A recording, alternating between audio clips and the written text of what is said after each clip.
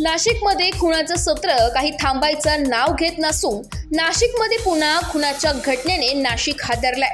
पाथर्डी गाव येथे राजवाड्यात सराईत गुन्हेगार नंदेश साळवे याचा 4 ते 5 जणांच्या टोळक्याने धारदार हत्याराने हल्ला करत खून केल्याची घटना घडली आहे। घटनेची माहिती समजताच इंदिरानगर पोलीस घटनास्थळी दाखल झाले असून पुढील तपास इंदिरानगर पोलीस करीत आहेत।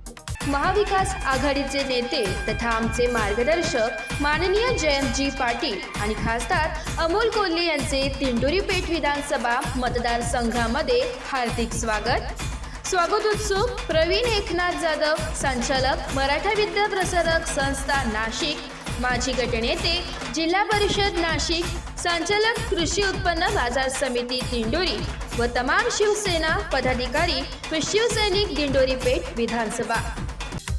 Bureau report S Marathi news Nashik. अशाच नवीन ताज्या घडामोडी जाणून घेण्यासाठी आमच्या एस मराठी न्यूज चॅनलला लाईक करा, शेअर करा, सबस्क्राईब करा आणि बेल आयकॉनला क्लिक करायला विसरू नका।